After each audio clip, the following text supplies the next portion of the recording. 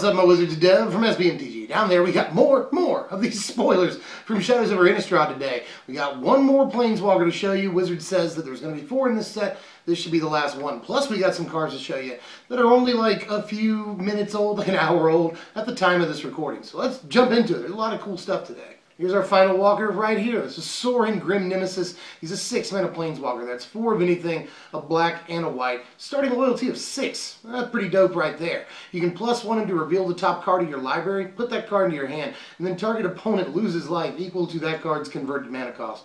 Pretty sweet +1, we'll get back to that. You can also remove X loyalty counters from Sorin and deal X damage to target creature or planeswalker, and you gain X life. His ultimate's pretty math too. You can remove 9 loyalty counters from Sorin to put a number of 1/1 black vampire knight creature tokens with lifelink, that seems pretty important, onto the battlefield, equal to the highest life total among players. First of all, that +1 is pretty insane, but the only thing bad I have to say about it is in the control-ish type decks that will likely play this 6-mana planeswalker, you're going to be playing anywhere between 26 and 28 lands, so there's a pretty high likelihood that you'll blank, but you still get to draw the card, so that's pretty good. Of course, gotta say this, it's also likely those same control decks will play a higher percentage of cards with high converted mana cost, you know. I'd love to +1 Sorin into a planar outburst, deal 5 to them, and then wipe the board. Possibly awakening at the same time, and then the next turn we could possibly untap into an empty board, just Sorin and our awaken guy. If they do play a creature in the interim, by the way, on their turn after the planar outburst, we can just neg X and kill that guy. So lots of possibilities with that +1 and with the negative X actually. A lot of people saying that's mediocre protection. I actually think it's great protection. 6 loyalty counters is a lot, so it's very often that even on turn 6 you're going to be able to play this and take out probably the biggest creature on their side of the board. And leave loyalty on Sorin, so that negative X looks really strong. Not to mention that gaining life with the negative X is good because we're in the same colors as Ailey. Just wanted to point it out. A lot of people are saying the ultimate is kind of meh, but I actually really like the ultimate. Again, we're probably playing this card in control, so when we do ultimate, they'll likely still have a high life total. And so we'll get a bunch of vampires with lifelink. I think the lifelink is actually like really relevant on that, especially if we're playing it again in control. The ultimate helps us stabilize and win the game at the same time. But as far as winning the game goes, not only does his ultimate help you do that really easily, but his +1 can just win the game all by itself. You can just +1 this thing over and over and win the game. It's entirely possible.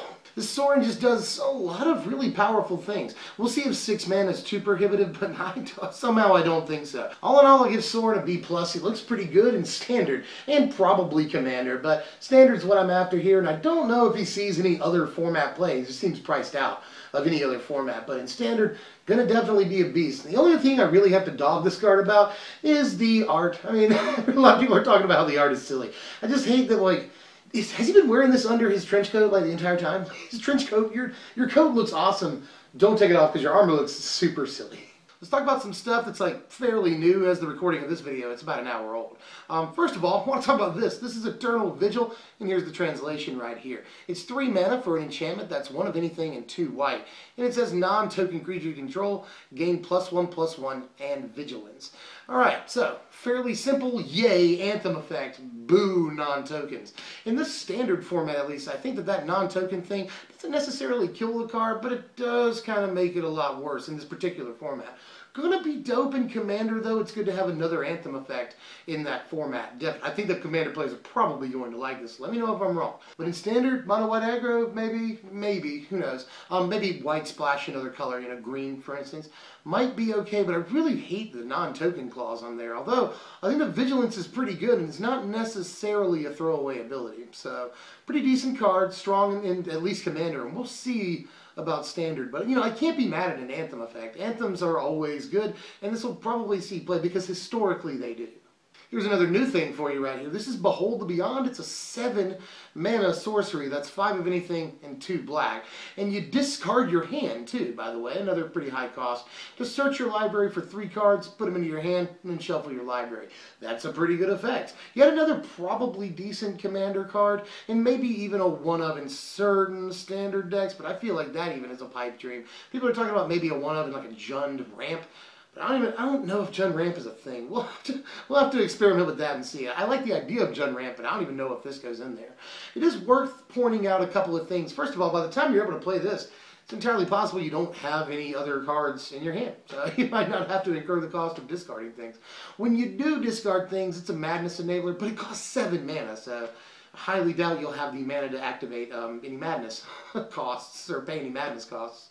So there is that. Only other thing I really want to point out is that it goes and gets up to 3-card combos, which is probably okay, and if, you know, I feel like this is priced out of being broken, but an effect like this could be quite broken in a deck that can generate that much mana, but I just don't know if there's something out there, not even maybe Tron, that can really take advantage of something like this for that cost. Here's something really new, at the time of this recording at least. It's only about 20 minutes old. This is Village Messenger / Moonrise Intruder. When it's Village Messenger, it's a 1 mana that's just 1 red mana, 1/1 with haste. And at the beginning of each upkeep, if no spells were cast last turn, you transform Messenger into Moonrise Intruder. While it's Moonrise Intruder, it's a 2/2 with Menace. And at the beginning of each upkeep, if a player casts 2 or more spells last turn, you transform it back into Village Messenger. Definitely undeniably amazing on turn 1 when you're on the play, but that's not going to happen all the time. And it's a particularly bad looking top deck to me, but I will say, if you do get it to transform on your turn 2, it'll definitely go unblocked for at least a couple of turns, so you have that going for you. Menace looks really good on the 2/2. And I probably should say that with like Duress and Fiery Impulse in the format, not to mention the fact that sometimes you sit across from another aggro deck, it may be slightly harder to transform this than we think at first glance. Plus, like, Oath of Nissa might start seeing a little bit more play. There's another green card I'm going to spoil a little bit later on, probably next, that is also good and probably going to see some play. So flipping this, transforming it at least, even on turn 2, might not be as easy as we think. All in all, though, I do think the card is good. I think they pushed it a little bit by giving it haste on one side and Menace on the other. So, maybe. I do think that we are going to be looking for red 1-drops like super hard, especially once Zergo drops out of the format in a few months here. So, this could be good in a few months, or it could be good now. We'll see. I'm just not really sure that it slots into, like, obviously, I don't think it goes into, like, the black-red vampires or anything. It doesn't go into Madness, you know. So, it has to find a home, because it's Goblins doesn't want it, Vampires doesn't want it, Werewolves might want it, but how good is that deck? Well, we'll have to wait and see. So, I'm not sure yet. Here's that green thing I was talking about. This is Traverse the Ulvenwald, and it's just 1 green mana. It's a sorcery. You search your library for a basic land card, put it into your hand, and then shuffle your library. Decent fixing on turn 1, not bad, but if you have Delirium online, it gets way better. If there are 4 or more card types among cards in your graveyard, instead search your library for a creature or land card, reveal it, put it into your hand, shuffle your library. Well, first of all, the most important thing to note that a lot of people aren't catching here is that once this card is Delirious, it drops the basic from the land tutoring option. So you can go get any land that you want to get, which is actually so amazing. I wouldn't be surprised if this saw like Legacy play, and almost certainly we'll see Modern play. Not to mention the fact that once it's Delirious, you can go get any creature that you want, so this becomes sort of almost a better Worldly Tutor, although Worldly Tutor is an instant. So there's that. This is a sorcery. But just 1 green mana for that kind of option, especially in Modern, where it's not that hard to fill up your graveyard at all. In Standard, I could see this seeing play too, though, you know. Searching up a basic land on turn 1 actually isn't that bad. Like, you know, we're losing fetch lands, so this is a way to do that. And it doesn't ramp you or anything, but it does fix your mana, which could be kind of important, you know, and it allows your battle lands to more easily come into play untapped on turn 3, so there's that. This also will allow you to keep hands that only have 1 or 2 lands in them, as long as you have a forest in this, or a green source in this. So, card looks pretty stacked to me, and like I said, could see play in Eternal formats. The card looks a lot better than it might look at first glance. Let's talk for a second about Vessel of Volatility. This is 2 mana, that's 1 of anything, and a red mana for an enchantment. If you pay 1 of anything and a red, just pay its casting cost again and sacrifice it, you get 4 red mana. So according to Wizards R&D, we can't have 3 mana on turn 2, but we can have 5 mana on turn 3. Yet another tool that makes it super easy to ramp to like 7 mana by turn 4. It's like a joke at this point. Not only that, but it fuels Delirium by 1 enchantment, which is sometimes hard to do. Not only that, but this is a common on top of everything else, so this might affect Pauper in some way or another, although I think Pauper like already has Seething Song and Rite of Flame, so I don't know if it does. Pauper players, let me know if this affects Pauper or not, but this looks particularly good. On to the next though, this is Deathcap Cultivator. It's a 2 mana 2/1, that's 1 of anything, and a green mana for a human druid. You can tap it to add a green or a black to your mana pool, and once Delirium is online, it gets Death Touch. really, people should stop saying this is a crap rare that won't see play. I've seen that all over the internet today in response to seeing this card. People are like, this is bad. Why is this even a rare? One guy on Mythic Spoiler was even like, back in my day, this would have been a crap common. It's like, I've been playing Magic for 20 years, and there was never a point where this would have been a crap common. This card looks good, especially, again, we're losing fetch lands and stuff. We need the mana fixing, especially in enemy colors, because even though the pain lands are in enemy colors, you know, it would really help if the battle lands were enemy colors. We don't have that many ways of making enemy colors in the format. So something like this could actually be good fixing and allow us to continue to play Abzan or Sultai. So honestly, I like a lot about this card. In the mid game, it gets a little bit more relevant. You know, it becomes a good blocker, threatening attacker, and the art is freaking outrageously haunting.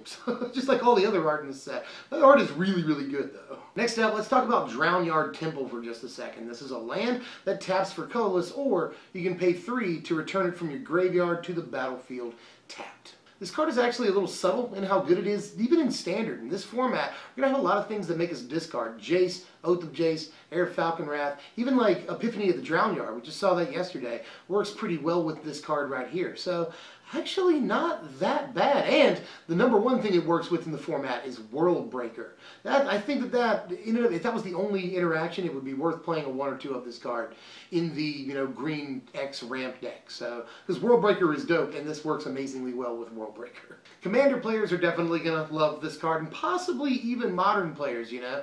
But, I mean, anything that makes you sacrifice a land makes this card way better, and there's probably a lot of those effects in EDH. Next thing I want to talk about is Silverfur Partisan, which I dismissed when I first looked at it. But the more I think about it, maybe. This is 3 mana, that's 2 of anything, and a green for a 2/2 Wolf Warrior with Trample. And this pretty cool ability, whenever a wolf or werewolf you control becomes the target of an instant or sorcery spell, put a 2/2 green wolf creature token onto the battlefield. So it basically makes our wolves and werewolves even tokens that it produces and itself all sort of immune to removal, or at least it gives them the replacement effect. I love that it works on its own tokens and itself, so it's self-sustaining. You don't even have to have any other wolves, but there's probably going to be some playable wolves, not to mention the fact this goes really, really well with Arlen Cord, so there is also that. Imagine curving, by the way, this into Arlen Cord. There's probably better plays, but that's a pretty sick play in and of itself. Just the fact that if they try to remove your guys, you get more guys, and if you play like combat tricks on your wolves, you get more wolves, so win-win. I actually think the card might be slightly strong. Here's the thing that people are pretty excited for. This is Westvale Abbey / Ormendahl Profane Prince. While it's the Abbey, it's a land that you can tap for a colorless mana. Or you can do a couple other things.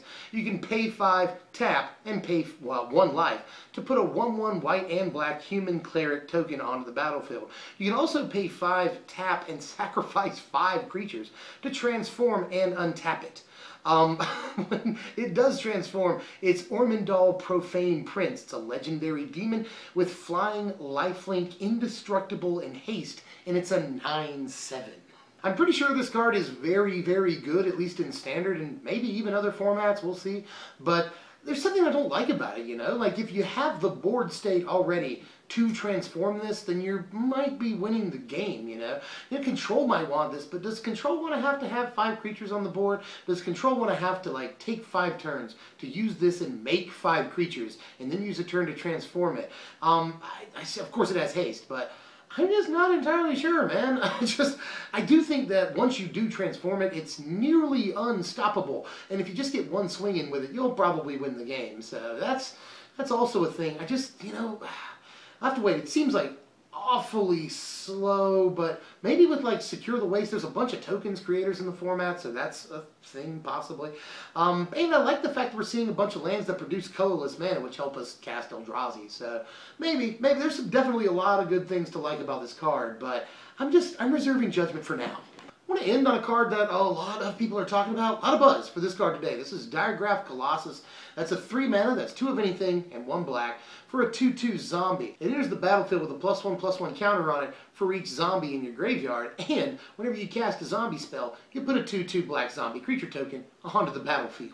So this does 2 pretty awesome things, and is actually kind of a different card depending on when you get it. If you play it early, it allows you to generate kind of a lot of zombies over a couple of turns, and if you play it late, it's liable to be fairly big. So almost a different card depending on when you draw it. But hey, early in the game, make 2 or 3 zombies. Late in the game, you got like a 6/6 guy. So both of those things are pretty good. Best thing I can say about this really is that it's a zombie that rewards you for playing zombies. So that's probably really good. I mean, you wouldn't call this a lord necessarily, but definitely worth the slot. And, you know, we're probably going to see this in standard. Maybe. It depends on how good the zombie deck actually is.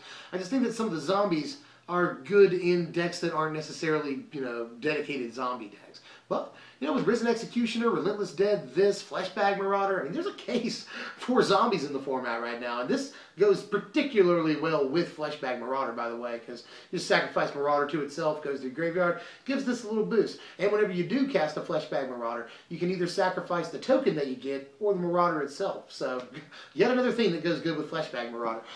This is just pretty prime 3-drop, and I really don't have that much to say about it other than, yeah, this is pretty prime right here. There's really not too many bad things about the card. I hate kind of that it's a 3-drop, but it couldn't have been anywhere else. As a 4-drop, it would be bad. As a 2-drop, it would be just completely broken. So, yeah, 3 sounds about right. And we are playing a lot of 3-drops in our standard black decks. You know, Nantuko Husk, some people play Drana, everyone in the world plays Liliana, so, and there's even more good 3-drops in black, so depends on how many zombies you play, whether or not this makes a slot in your deck, but definitely gonna have to build zombies for the channel. That's all the spoilers I've got for today. I'm pretty sure we're gonna get more tomorrow. Now, I may take a day off of doing spoilers and then just do a big spoiler video, or maybe another top 10 spoilers, so that I can go ahead and push out this red-black madness or vampire aggro deck, you know. And a couple of people suggested double deck tech. I'm totally gonna do that for you, a budget and a competitive deck. I may wait for a couple more cards to come out because we've only seen about a third of the set so far. But I definitely think that we can make a zombie or a vampire or madness or vampire madness deck that is probably going to be very representative of what it's going to end up actually looking like at this point. So, want to push that out for you very soon. Stay tuned for that. And if you enjoyed this content, like, share, and comment, because I want to know how you felt about all of these cards. And, of course, sub if you're new. I'm Deb from SBMTG. Hope you liked it, guys, and I'll see you later. Thanks for watching, my wizards.